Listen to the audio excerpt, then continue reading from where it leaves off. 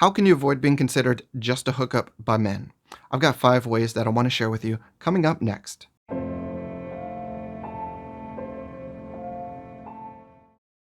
What's good, everyone? Mario here. In this video, I want to speak to you women out there who are looking for ways to avoid being considered just a hookup.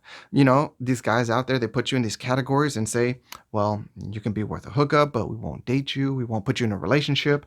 And it's frustrating because maybe you want more, or maybe you just want guys to be able to see you as more than just a hookup. Super frustrating. So in this video, what I want to share with you are 5 ways that you can be more proactive to lower and lessen the amount of times that this occurs for you. All right, we can't reduce it entirely, but we can lessen it for sure. So we're going to share 5 ways in this video. But first, let me remind you that if you're not fully satisfied with your current love life experiences, online or in person, then I invite you to join my free Love Life Academy for video lessons that we'll send you, as well as other opportunities and resources that are all designed to help you level up your game and your love life. So if you're really serious about making a positive impact in that aspect of your life, definitely click the link in the description. Take a few seconds to join. We'd love to have you. All right, so let's get into this list of 5, starting with number 1. Practice self-reflection. This is when you just have an experience and you look back at it and say, what can I learn? What happened? What was good? What was bad? When you practice self-reflection, well, you're going to learn from your experiences and you can look back at it and say, well, what went right? What went wrong? What mistakes could I correct? What could I do differently? What clues were there that this was not going well or wouldn't end well? What were the red flags that I missed or maybe kind of just zoomed right by? What are some of the things that, we can change so that we get better results? That's what self-reflection does. You don't have to have perfect experiences of success to practice self-reflection to get better. A matter of fact, failure is a damn good teacher. And if you're not very good at this, that's fine, but you still need to practice self-reflection. Other people won't do it for you, though you can recruit a friend to maybe help you out, give you some good insight if that's up their alley. And if you don't have any good friends that you trust or you really want to fast forward the process, consult an expert and they can get you able to better identify and improve those areas of social competence so that you can reduce and eliminate and, well, lower these opportunities for these guys to kind of just view you as just a hookup. All right, number 2, something that you can do is improve your depth of character. Look, self development is something that all of us are behind on because as adults, it's really easy to just get stagnant at a certain point in time. We stop reading, we stop working out, we stop taking in new information. So, one of the things that I really want to encourage you to do is make a conscious effort to develop yourself. Develop, your depth of your character. The way I see it, everybody has depth of character through positive and negative attributes, characteristics. And you can have tons of positive and tons of negative, but you want to have more positive and less negative. You're always going to have a little bit of both. But here's the thing. When you have these various attributes, how much you actually develop and grow them matters. That's your depth, that's your dimension, and that's really important. So I want you to understand that it's not just important to have like a large number of attributes that are positive, but also in dimension. You want to grow them and develop them so that they're deep and have depth, substance, okay? That's really important because when you become more of yourself, the best self that you can be to others, well, you're going to receive much more from just men, not just men, but the world. So you're going to have a totally different experience, and that will just pay off in so many different ways in your life. So I really want to encourage you, make a conscious effort to develop your depth of character. Number 3, I want you to understand you probably need to do something to improve your impression somewhere along the line. Maybe we could be making a better impression, whether it's in person, how are we dressing? Maybe are we flirting a certain way in person? You know, Online dating. How are your pictures? How's your written content? Did you make a mistake in your written content that maybe steered a guy towards looking down a certain path? Are your pictures a little bit too provocative, showing off too much of your assets? There's a whole lot of pictures out there with people with their asses out and their chest out, and you're complaining because your guys are viewing you as a hookup. What you need to understand is that if you're truly beautiful or if you have something to offer, guys don't actually need to see everything showing. We have a very good imagination, so if you're attractive, we see that. We don't really need everything on display, even though we appreciate it and we will not turn it down. So understand that. And also sometimes think about the mistakes that you're making in your impression via communication like texting. Sometimes when you send something or participate in something, it leaves an impression just via text that you are the sort of person that he can view as a hookup. And maybe it stops him from seeing you as anything more than that. So it might be your mistake in that area. All right, number four, kind of a tricky one, but if you want to avoid guys from seeing you as a hookup, there's something that you can do, it's kind of outside the box, but I want you to practice actually rejecting these moments where guys are trying to steer you towards a hookup. I want you to purposely, one, reject hookup scenarios if this is not what you want. And then two, I want you to practice halting and putting an end, pausing, whatever you want to call it, but disrupting a situation where someone is trying to take it down that route. And so you can just see where it goes if they want to stick around once you've kind of laid down the laws and this isn't going to happen, not like this, at least. So when you do that, when you actually walk away from a situation because that's not actually what you wanted was a hookup, or when you actually tell somebody, like, well, I'm not just about a hookup, and you actually mean it and you bring it up, what that does is on one hand it's scary, I understand, because you have this fear of loss. Maybe someone will lose their interest in you. That will happen a few times. That will happen quite a bit.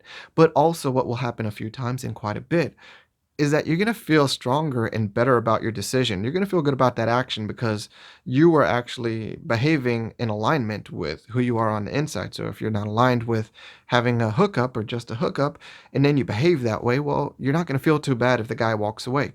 And you're not going to feel too bad about, like stopping a situation when a guy's trying to take it down that route and you pause him or you just stop it and say, We're not going down that route. Not me." There's going to be some loss, but there's going to be some different changes that occur in you, and because you become the person that can that can be not afraid to tell somebody like it's not happening or that's not the route that's going to go down. You become someone that you just exert a different energy. You're going to respect yourself more, and that's gonna influence so many different areas of your life.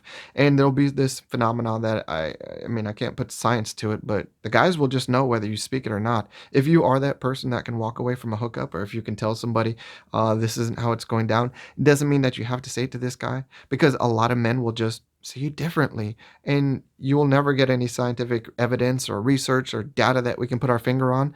But when you are that person, people will treat you differently. And so it's important that, well, I think you should just embrace these opportunities and see, like, I need to actually just be rejecting them a few times, not every time, like hardcore, but once you do start doing this on purpose, as an exercise of that's for your own development, I think you'll see a big change in your experience.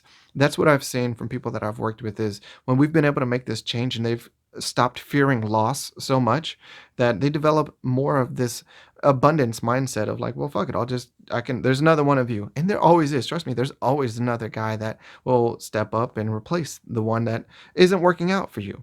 All right, so it's just something weird, but trust me, that would be really something that I hope that you're paying attention to watching this video.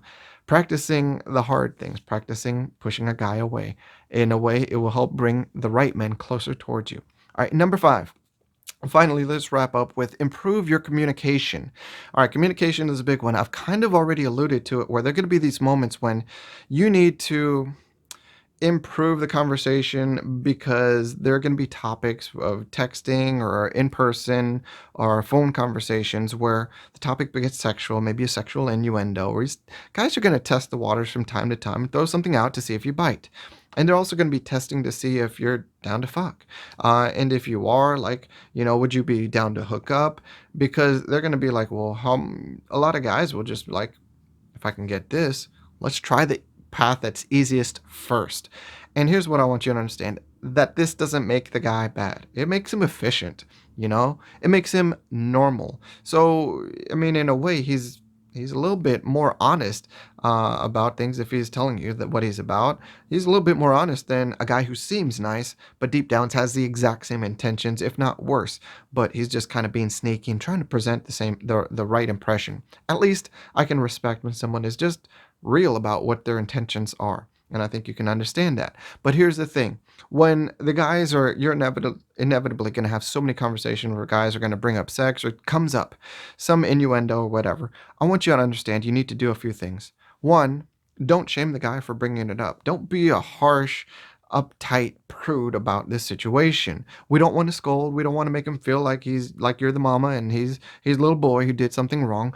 No way do we want to do that because it's so unattractive. And this is something that is honestly very normal. I don't want to say it's the right thing for guys to do, but it's very normal that a guy will just be of this mindset and have this approach. Sometimes you just kind of got to break him of it. Now, here's the thing. When you do that, instead of scolding him, redirecting him, you need to redirect and not reject him. So the redirect is saying, this is a topic that's fine by me, but not right now. All right, because you need to let him know that you're not afraid of sex or sex talk, but there's nothing wrong with conveying a message that, hey, I barely know you. I need to feel comfortable. We need to have some sort of connection because this is not beyond me. Believe me, I'm not a prude, but I'm just not there yet with you. And what that does is let a guy know, like, one, you're not scolding him. Two, you're not opposed to being sexual. But three, you do have some standards that you're going to respect yourself and hold to that standard of getting to know a guy a little bit better or you feeling more comfortable in that situation. All right. So there we have it. 5 ways that you ladies out there can be a little bit more proactive and take more control of your outcomes. So I hope you kind of go through those. And if you have any thoughts about those, throw them in the comments. And if you're watching this video and you have one to add, please do, because I'll go through them and look and learn, and other people will be looking for them as well. So we can kind of help each other out. So I'll be looking for those comments, your suggestions. All right. Remember, if you want better results, you all out there, you have to become better. Let's become better together. All right. Take care. See you in the next video. Thanks for watching. If you appreciated the content, be sure to like, comment, subscribe, and hit that notification bell. And if you're ready to level up your love life, take 30 seconds to visit my website right now. Join my free academy. I'll send you exclusive content and invitations to participate in my online group conference calls. And if you're ready for serious change, sign up for a free barrier breakthrough phone call with me.